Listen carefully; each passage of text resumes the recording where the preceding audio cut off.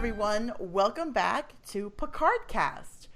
This evening, I'm your host, Rebecca, and I'm joined, as always, by my lovely co-host, Brooke. Welcome back, Brooke. Hey! The Giggle Cast is back, so we're here to talk about, of course, Picard.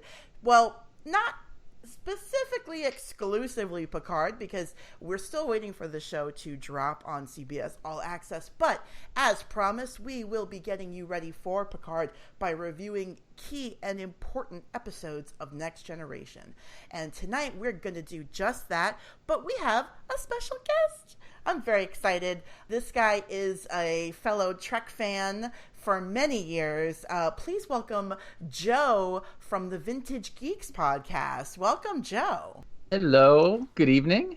It's so great to have you here. Yay! Oh, I'm on with my two favorite people. I'm so excited. Oh, I've been waiting for this all day. That's awesome. As always, we're going to ask you a couple of questions about Star Trek, Joe. And one thing I will say about Joe is that Joe is like the trivia king. If there is an obscure fact about something, Joe knows it, which I am excited to get into this episode about, because I bet you've got tons of stuff for us. Oh my gosh. Yeah, everyone, Joe has the script for this episode hanging out just so he can check it. He's read it. He's gone over all the camera angles. He's made notes to give back to the writer. So yes. We're ready to talk about this episode now. So before we get into tonight's episode, though, definitely, Joe, tell us a little bit about how you got into Star Trek. What was your first exposure?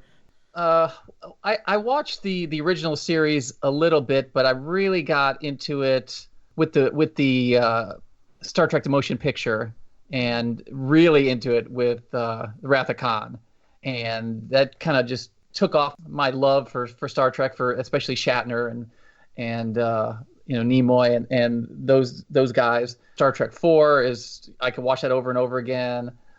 And then in college, got into Star Trek: The Next Generation, and as I've kind of said this on other podcasts I've been on, is the Best of Both Worlds finale.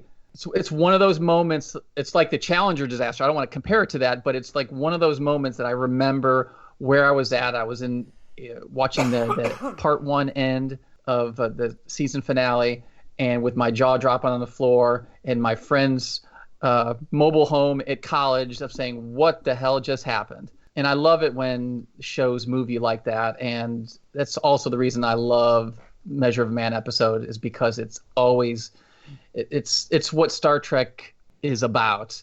It's about human stories, and it's how funny this story about is this android, do we treat him as a human? So it's just one of the great things about Star Trek, and that's why I just love the show. Mm-hmm. So as you mentioned, tonight's episode is Measure of a Man. Probably, dare I say, I'm not going to say it's the best episode of Trek, but it's up there. It's got to be in the top 5, right? At least for me, it's in the top 5, right? Yeah. Yeah, it has to be. So definitely tell us, Joe, why you chose this episode. Why was this the one that you wanted to talk about, besides what you just said? Yeah, well, it's whenever I think of the show, if somebody asks me about Star Trek: The Next Generation, I think of about 5 different episodes. Best of Both Worlds, and Inner Light, and Measure of a Man, and The Most Toys. Just episodes that they just stick with me, and they have a really deep theme and meaning, a lot of emotion in it, and especially with Star Trek, the first couple seasons, almost with any show, it takes a while to get going, and this, in addition to the episode where Tasha Yar died, is where the show really stood on its own. They did a few episodes early on where they tied it into the original series, similar stories like the Naked Now and things like that. And I think this is just really the episode where it really sets itself apart, that it's going to be a different type of Star Trek, a little more thoughtful Star Trek, and to kind of analyze and really address some important themes, which is what this episode does in spades. Mm-hmm. Yeah, absolutely. What's really interesting about this particular episode, and we're going to give you guys lots of factoids and information about the episode, but Measure of a Man, Season 2, Episode 9, originally aired on February 11th, 1989. So what was happening right now in Hollywood at that time was there was a writer's strike, and it affected TV and movies as well. So the problem was that there was a brand new show who was going into its second season, and they didn't have writers. They had no one to write a script for them. So the entire second season of Star Trek Next Generation was basically the producers going through the pile of scripts that they had laying around and picking what they thought were the best ones to make the show. This particular episode was written by Melinda Snodgrass, who actually is a lawyer. And so when we get into this episode, I think that makes a lot of sense, because this is a law episode of Star Trek, for sure. Yeah, and Gene, and the other thing I read about it is, Gene Roddenberry really, he didn't like the premise of the episode. He was saying that that we wouldn't have lawyers in the 24th century. And it was Melinda Snodgrass who said that we'd still have to have a mechanism to settle things like this, and so that's why the episode went forward. Mm-hmm.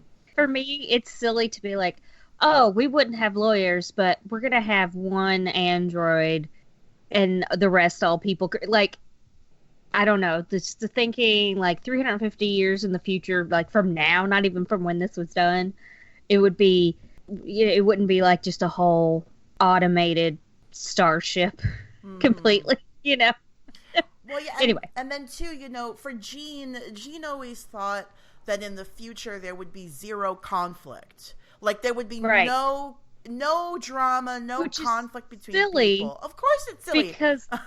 Because so many episodes are about conflict with other races and things. Like alien. It's not. It's true. I mean, it is a bit of an enigma of how Gene Roddenberry thought about the future, because we do see a lot of dichotomy in Trek where it's like everybody gets along. Oh, we've got people of all colors. We've got people of all races. We even friends with the Klingons now. And then the idea that then we've still got Romulans. We've still got the Borg. Like, we've still got enemies. But in Gene's mind, there would be no conflict among the Federation people. Right. And it's like, people are still people, dude. And I think even in the future, But thank goodness that this episode did go forward. It's one of the best, as we've said, of Trek. And we're going to dive right in. So this episode, as we said, was written by Melinda Snodgrass. It was directed by Robert Shearer. And again, it did premiere February 11th, 1989. We open up our episode with Captain's Log, stardate 42523.7. And for those of you playing at home, that's Monday, October 26, 2364 at about 12:26 in the morning. He's staying up late doing his his Captain's Log. So yep, absolutely. So we find out that this Starship Enterprise is en route to Starbase 173, which is a brand new starbase right at the edge of the neutral zone. They are going to have crew rotation, and they are offloading experimental modules. Very exciting. But what really is cool about this episode is the very first scene we get some of our main players here, Dr. Pulaski, Geordi, Data, O'Brien, and Riker. They're sitting down for a game of poker in Riker's quarters. For those of you who have watched the whole series, you know that this will become a frequent scene of playing poker. But here's the first time that we see it, which is pretty cool. And it's the first time Data plays, right? It is. Or no, has he played? I thought this is the first. This is the first time. This is the introduction of them playing poker. Yep. Yeah. Yes, and Data's wearing that visor. Yeah. Like he's like an old timey dealer, and it's so great. I love you have to love Brent Spiner as playing Data. It's one of those things where like Brent Spiner has done a lot of other things too. Like he's been on the stage, and he's done movies, and he's done a lot of other stuff, TV stuff. But of course, I think for people who know this show, they remember him most for playing Lieutenant Commander Data, and the way that he plays the character so well really makes you question sometimes, does Data really not have emotions? Because he seems pretty snarky right about now, or he seems pretty ridiculous right about now. But yeah, so Data it's implied that he's never played before, but he's obviously well prepared. He's like spouting facts about how he's like gonna win. It's an easy game to play. But as the game goes on, it comes down to just him and Riker bluffs him with like a nothing hand when Data had a winning hand right there. And Data's totally confused, and he's like, I don't understand how this works. Why would you bluff if you don't have a winning hand? And Riker's like, but I did win. But I did win, yeah. You know. So here's a question for you, Joe, and one for you too, Brooke, obviously. So this is the season where Dr. Crusher was not on. Gates McFadden left. They brought in Diana Muldaur to play Dr. Pulaski. How do you guys feel about Dr. Pulaski? Like, some people love her character and some people do not love her character. I'm curious if you guys enjoy Dr. Pulaski. Joe, go first. Start. You're the guest. Joe. You're the guest. You get to go first. For one season, it was okay. I love Gates McFadden as Dr. Crusher, especially the relationship, the history she has with Picard. But what I did like about season 2 with her in it was she always had a little edge to her, so it wasn't always smooth no matter who she was dealing with, and she challenged people, which is what I kind of like that. So it was a good mix for one season, but I was glad that Gates McFadden came back. Mm-hmm. Yeah. Brooke, for you? Yeah. I too loved Gates McFadden. I like, Beverly Crusher, not so much in Wesley Crusher, but hey, that's another day. The thing I love about Pulaski is that it seems like they wrote her like as a man and then cast a woman instead, because a lot of times they don't, because you know what I mean, she can be really hard sometimes, and a lot of times they don't write women like that, but there are women like that, and so I think that's really cool, because sometimes she's so like a matter of fact a lot, and she'll just tell it like it is or whatever, and she rubs people the wrong way, and most of the time people don't want to write women like that, because that's not how they're supposed to be. She was on the original series, wasn't she? Yeah. On a couple episodes? Yeah. She sure was. She had she played probably a yeoman or an ensign or something, because God forbid women be in command on the 1960s Star Trek.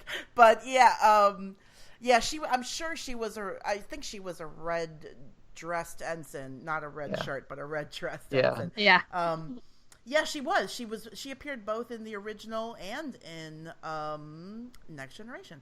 I have to say for myself, I like Dr. Pulaski a lot. I actually would have enjoyed another season of her personally, and I'm nothing against Beverly Crusher, but I think this is one of those times where it's like, I don't think Trek always knew how to write women well, and I think they didn't give Beverly Crusher a lot to do in season 1, and she kind of stepped away. And I agree, Brooke. It's like they did write this for a man, but then cast a woman in it, and she's absolutely meant to be like a Dr. McCoy. Yeah, right. Yeah, that's what I always kind of think of her as, is like McCoy. Yeah, she's absolutely meant to be like Bones, because she absolutely takes no shit from anybody, and she tells the captain what she thinks, whether he wants to hear it or not. And she doesn't have a catchphrase, but hey.